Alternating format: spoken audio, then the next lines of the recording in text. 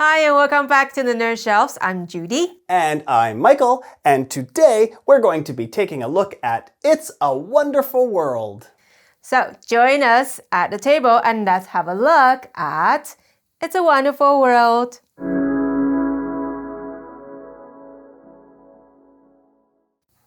It's a Wonderful World is a card drafting engine building game for 1 to 5 players where you expand your empire by choosing a path to develop faster and better than your opponents.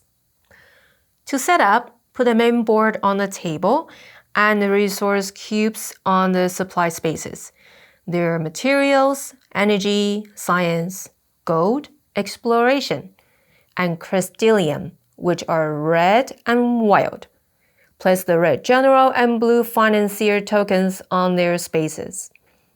Shuffle the development cards and form a deck in its notch along the game board. Each player receives an empire card, either using the A or B side, and places it in front of them.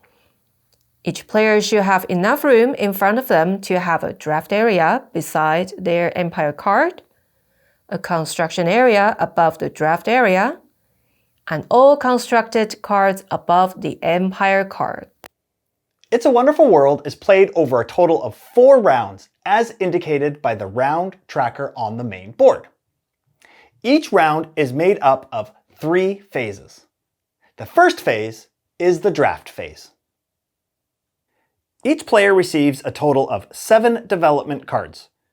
Players choose 1 card from their hand, placing it in their personal draft area in front of them, then passes the remaining cards to the player on the left or right depending on the round.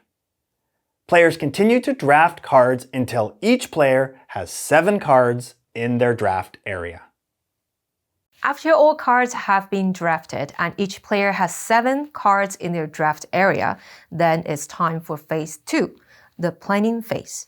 The planning phase happens simultaneously and not in turn order. In the planning phase, the players must make a decision for each development card in their draft area. Players have 2 options. First, a card may be slated for construction by moving the development card into the construction area, or the card may be recycled by discarding it into the discard area and receiving the recycle resource bonuses indicated on the card. Resources must be immediately placed on one of their cards in the construction area or on your empire card. Resources cannot be saved for future use. If at any time during the game, all spaces of the card under the construction area filled, it is immediately constructed. Once a car has been constructed, return all of the cubes back to the supply. Collect the construction bonus if there is one. And add the card to your empire, placing it on the previous one so its production icons stay visible. After all players have either placed their development cards in the construction area or recycled them, the third phase begins. The production phase happens over 5 steps, 1 for each type of resource, and must be resolved in the order indicated on the game board: materials, energy, science, gold, then exploration. Starting with the first resource, materials, each player counts the number of icons in their production area, including those on their empire card, and takes that number of cubes from the supply. Just like recycling bonuses, resource cubes must immediately be put on a development under construction or on their empire card. Each player must announce their production total, and if a player produces the single most of that resource, they also earn the supremacy bonus indicated on the board. Supremacy bonuses are character tokens, either financiers or generals, which are placed on your empire card and are worth 1 victory point each at the end of the game. Some constructions also require players to spend character tokens. Resolving the production steps in the correct order is important because if a development card is completed, it is immediately put in the production area, and the resources on that card can be collected in later steps of the same round. For example, if a player finishes a construction by collecting the black energy cubes, the card is placed in the production area and can be used to collect science resources in the next step.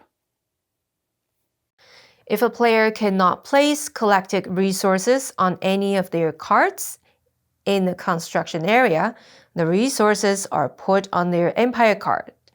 Resources put here can never be moved to a development card, but as soon as there are 5 resource cubes of any color on their empire card, the cubes are immediately exchanged for 1 crystallium cube. Crystallium cubes are wild and can be used in place of any other resource. Crystallium cubes can also be moved from a player's empire card to a development card at any time. Once all 5 resources have been produced, the round ends. The round tracker is flipped over and moved to the next round, indicating which direction cards are drafted. Each player receives 7 more cards and play continues. The game ends at the end of the 4th round.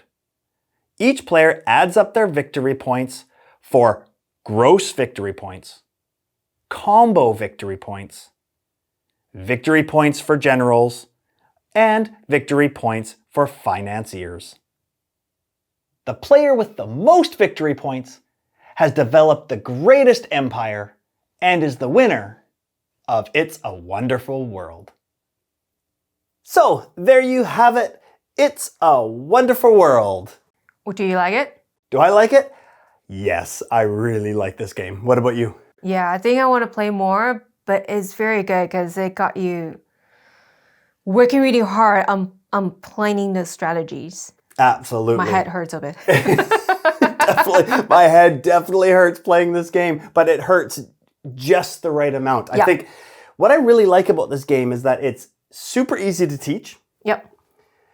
The rules aren't very complicated, but it still hurts your brain. The strategy is still deep enough that you really need to think to build your engine and to make it work. Yeah. It's a lot of things are going on at the same time, right? So you just gotta focus on what you want to do. Don't get distracted. But I like how their rule books and everything is very clear. Very clear, yeah. So it's fun to play. Absolutely. I mean, you know what? You're absolutely right, though, how it's so easy to get distracted. Now, this, like any typical engine builder, you're building your engine, and what I like about your Empire cards, there's the A side and the B side, and if you play with the A side, it starts with giving you some endgame bonus points to work for. Yeah. So that kind of points you in the right direction. But it's so easy to just start building some of those and building some of those and building a little bit of everything. And that doesn't help you. You really need to stay focused and stick to your strategy. Yeah. Right? I agree. Yeah. Oh, it's so good. I love how you can, as you're drafting your cards and putting them in your drafting area, how you have to decide, okay, and you have to remember, which is hard because there's 7 cards there. You have to remember, okay, this is a card I want to build. And then the next card, I'm actually going to recycle this card to get the right resources to build that card. And so good. So many going on. We cannot spoil too much. Yeah, exactly. We are not going to spoil too much because stay tuned for 3 things we love about It's a Wonderful World. And that will be coming up pretty soon. Yeah. Right?